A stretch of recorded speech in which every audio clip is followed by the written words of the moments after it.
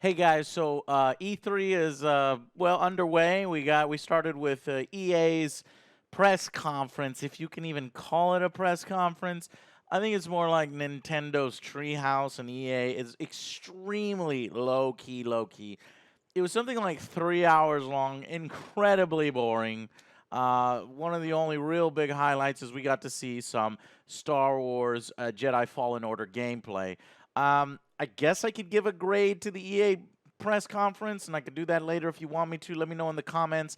But I think the most important thing was the Jedi stuff. So why don't I just go ahead and go through the gameplay video with you now and give you my impressions there. So from what I saw, for those of you who have already seen it, I'll just tell you right up front, I thought it was good. I really, as I was watching the gameplay, I was immersing myself in the gameplay, and I think I'm more excited about it than I was previously. However, I also do see why it was a bit underwhelming for a lot of people. And I'll get into that here. Let's try something new. Let's just, since it's relatively short, something like 12, 13 minutes, why don't we go through it together and I'll give you my thoughts as we watch it together, okay? All right, here we go.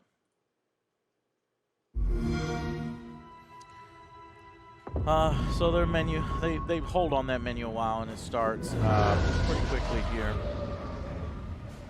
So hopefully I'll turn this down a little bit. So what I like to see here is this is in-game footage. And this is what I want to see from more E3 conferences. I need to see this level of immersion because it gives us the best idea of what the game is going to be like. So right away, the environments look extremely lush. Everything looks good to me here. I'm going to go ahead and turn it down a little bit. You get some unique environment traversal, swinging vines, wall running, little uncharted climbing. You got good lighting. You can see the lighting on the guy. And then seamless cutscene transitions. But what I noticed here is the lack of, I don't know, color on people's faces. It's like a washed out kind of look. So I know it's a small, tiny little critique, but I think it looks a little washed out. I don't know if maybe that's my monitor or my the TV that I was watching this originally on. I need to turn up the contrast, but I can even see it here. So we got Saw Gerrera's character, Forrest Whitaker, who really didn't do much in Rogue and died in a ridiculously stupid way. So he gets a little bit of a redemption here in the single-player game where we get to kind of see what kind of commander he is, how he helped the resistance, or I mean the rebellion against the Empire. So we got that Wookiee soldier in the background. It's pretty cool. Everybody harpoon guns away, which is weird. Can you really hold onto that harpoon gun? I'd want to hook it onto my belt to just be a little more secure. What I love is his little robot. I think his little robot is so awesome, so cute. The relationship between R2-D2 and other characters in the Star Wars universe was one of my favorites. The little beeps and boops that come out of the robot is just endearing. And this robot design is so damn cute. I mean, I'm a grown-ass man, but I'm going to call it cute. So, and I like it. So I like that relationship. He uses his lightsaber here as a light device. Force push right away. Knocks this whole thing like it's nothing. I think he uses his powers. He seems to be a more powerful Jedi than what we've seen, especially for a Padawan or somebody who didn't maybe complete his full training. I don't know the full story behind it, but that's what it seems like. Another seamless transition into cutscenes. This is really going to help. In a single-player game, you need this kind of stuff. This is the kind of stuff that immerses you. Again, the ground is a little washed out, but lush with detail. A lot of moving things. I really like the animations. Of course, we got some platforming here. Like, why would the Empire create something like this? What is this, a tube? I'm going to nitpick everything because I got to fill this video up with content. These two soldiers notice that there's a war, a battle going on. I always thought, man, the Empire would send backup immediately with TIE fighters and things like that. It's like, should we call that in? No, it's a breach of protocol. What? Go help them. But here's what's badass. Boom! You can see the little cut. He obviously is deflecting all these bolts. Ooh! Impales this guy. Of course, Stormtroopers, notoriously bad shots, and then he uses a force power.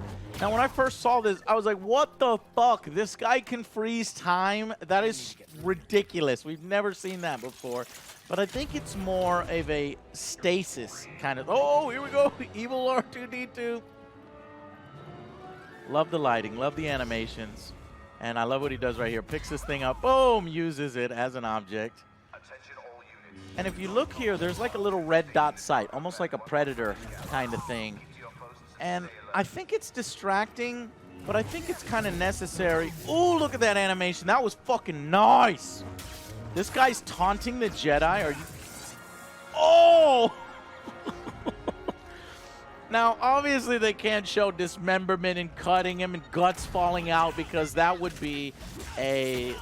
Here, I have the power to pause the game and talk about it. Like, Dell was complaining a lot, or not complaining, but having a note that, you know, they're steering away, they're shying away from dismemberment and things like that. And I think that's, well, honestly, a business decision. You've got to make this game available to the widest audience. And so, yes, while I would like to see heads being chopped off and blood splurting everywhere and guts flying everywhere, I think in a Star Wars game, you know, that was never really going to happen. Now, I have seen dismemberment. I've seen dismemberment on the spiders. I've seen dismemberment on robots. So we still have that. As you can see, I'm being really positive about this game. Why is Angry Joe being positive about an EA Star Wars game? Well, granted, this is a single-player Star Wars game. This is a game without microtransactions, supposedly. Well, I don't know if we really know that, but I think it's kind of the game we were asking for. However, I do have some problems with it, and I think its potential is not quite the thing that I was asking for, but it's going in the right direction. And I kind of wanted to do well to signal to EA that these are the types of games that we're looking forward to, that we want to see more of, and that and give them the confidence to take more risks. Because I don't think they took any risks at all here. Anyways, let's continue with the video. I'll talk to you more about that in the impressions. So you've got your first Purge Trooper here. How are you going to have a Jedi game without having, you know, any Sith? And maybe we'll see a Sith. I think we might, but you know, you're going to need a variety of enemies, and the Purge Trooper is going to be one that's going to challenge your skills. So in this demo, it seems like the demoer is taking a bit of damage.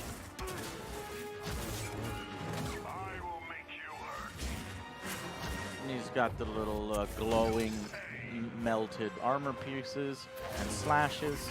I like that. It's about the most they could do. I hope there's an extremely difficult mode in the game where individual battles like this are hard as hell. The cool thing about the Jedi Academy series is that lightsaber battles felt intense. And I think that's the point that Dell was making, is that, you know, if a lightsaber hits you, you're fucking dead. But would that make compelling gameplay? I don't know. It would have to be more like a sort of, you know, like what medieval games do, where you get hit with a sword a few times and you're gone, and it's more about defensive. So that's really just a design choice. What we have here is Lara Croft, you know, getting in between, getting real close, but it gets to show off the lighting. His little PD, I think he calls him, little robot. I like the fact that they're showing off so many different creatures in the Star Wars universe. So these troopers, look at the animations there. Look at the way the Snow Trooper, or the Flame Trooper rather, and this other Stormtrooper are reacting to those. I think it's really nice. Flame looks good.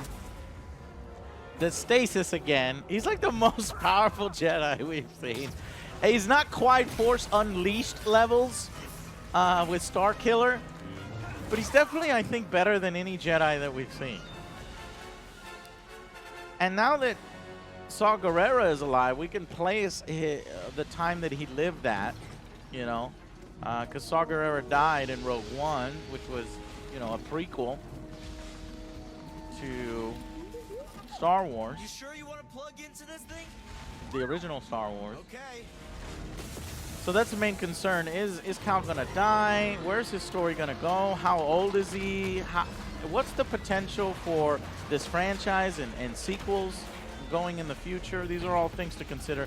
Love the environmental animations. Love the debris. The physics in the game look good.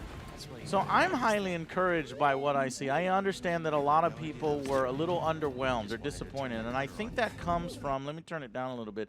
I think that comes from the fact that, here he goes with his time powers. It's almost, it looks time because it's slowing down. It's not actually holding something completely still. Again, look at the animations here. But the reason why I think it was underwhelming in some ways is that we were hoping for something more impactful, something that really drops your jaw and wows you and takes risks. Well, what would that have been? To me, that would have been create a character. I want to be the Jedi. Why do I have to constantly play as, other people? If this is a fictional character that's eventually going to die, or if this is a fictional character that doesn't really play a part in the main trilogy and the prequels and the post-trilogy, then why can't it be us? You could still keep the actor here who plays this character and have him voice the custom character that we create. Of course, you'd have to create a female Jedi, but that's a little more work. But I think it's a work that's granted because I think you will invest yourself more into the character. You will invest yourself more into your little robot buddy who acts exactly the same. So I just wish that you could create your own character and you could create your own lightsaber. And I think that is sort of the power or the impact or the uniqueness that would have made people a little bit more excited. Instead, we have a character that some would call, generic. I saw some really insulting things from fucking media on, the fact another white guy. It's like, what the fuck does that have to do with anything? Another boring, generic guy. This guy's actually a pretty good actor. It's funny because he plays Joker, and he's a Jedi, and Mark Hamill played Joker, and he's a Jedi. So we've got our second Joker Jedi in the Star Wars universe here. I'm going to turn it up. And we're going to go through it together. Now, I've already watched it a few times, so that's why I'm talking over a lot. Oh, shit! He's dead. Just snapped his fucking neck. Now, see, I don't mind a little bit of QTE when it... See, there's some dismemberment. And, when it pertains to situations like that, engaging you, surprising you. Now, when your whole game is based around it, that's when it gets fucking annoying. The water looks good. Foliage looks good. I think what's encouraging here is the music is great. The voice acting seems solid. Sounds are good. I think it's going to create a really solid game. Can this thing hit 10s? Can it hit 9s? I think a lot of people, the ones that would say it's kind of a disappointing reveal would think, this thing's going to do 7s. But really, in a single-player experience, it's going to depend on how good is the story. How well designed are these levels? He uses this time stasis thing again. Wall running. I just heard from the captain. They're coming. Oh, this is it. At least we have the high ground. What was that? It's just, I love the Star Wars universe, y'all. So it's just so good to get something like this, to immerse yourself in it, and to see these scout troopers and impale them and toss them around like rag dolls and just feel badass. Grab him, grab him. No, don't grab him. He does what Kylo Ren does a little bit there. Oh, puts him into the bolt. It's so good. So awesome. I'm concerned about difficulty. We're going to just fly through this whole fucking game. That is going to be a problem. I want to know that there are multiple difficulties and in an extremely hard mode. You can even call it Jedi Academy mode or Jedi Outcast or something to reference the fact that some of the older games, one-hit kill kind of thing. Sir, the fewer distractions, the better. Jedi incoming. Here we go. That's one way to handle enemies. Just shove them off. It's going to be the easiest way. This room is filled with enemies, so this is a good example of how hectic and frantic it can be. And I'm glad. A lot of side strafing, a lot of maneuvering.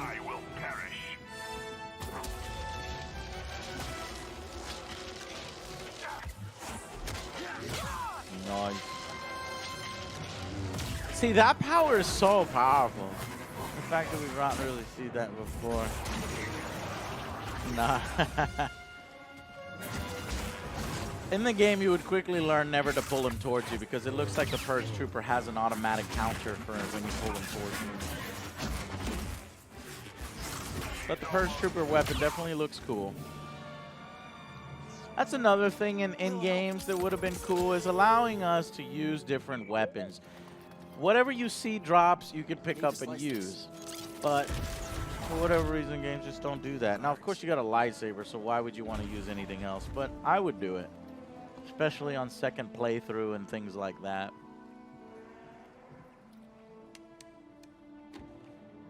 Another cutscene. Hey, we're here to free you. You're not alone. His design himself, you know, I'm not sure I'm into the poncho. I guess they're trying to go for that gunslinger, Clint Eastwood kind of look. I hope I can change his clothing. That thing is a rag. And we got the big droid there. That's going to end the video. Going to show off some of the moves. You get to fight an ATST. And that's it. So, Jedi The Fallen Order. I'm excited about it. I really am. Now, you know, sure, it's going to be a one and done thing. I hope maybe there's going to be multiple endings. I hope that it's not going to be a disappointing ending and that's all we see is just a one and done thing. That I think would be incredibly disappointing.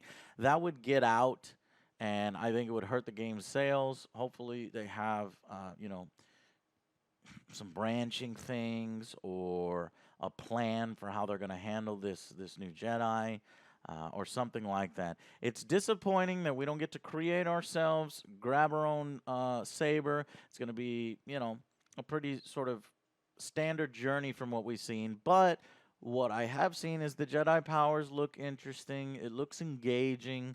It's high quality enough in terms of production value that it might be a worthwhile thing. So those are my initial impressions of Star Wars Jedi The Fallen Order. I think Respawn is a company that does respect the Star Wars license, and I hope that they've had enough autonomy from EA to not, you know, pervert it with some crazy things in there. And I guess we'll have to actually see when we get our hands on it. Guys, let me know what you think. Do you love the robot? Little robot cute pet like I do? Are you encouraged by what you saw, or did you think it was pretty damn underwhelming and something that you might skip on? So let me know in the comments. Hope you guys enjoyed the video. This one's a little longer, different style, talking over the gameplay since it's really the only interesting thing that was at EA Plays. I am not really that interested in some of the other stuff that they had. Like what they had, so they had the Star Wars Jedi Fallen, the Apex Legends. I could talk about that. Battlefield 5 we could talk about, but FIFA, Madden, The Sims. I'm glad they put those in the front. All right, guys. Let me know feedback on the video. Thank you so much for watching. We'll see you on the next Angry Joe Show. Press conference grades for the other conferences coming up as we go through them. Enjoy. See you guys next time.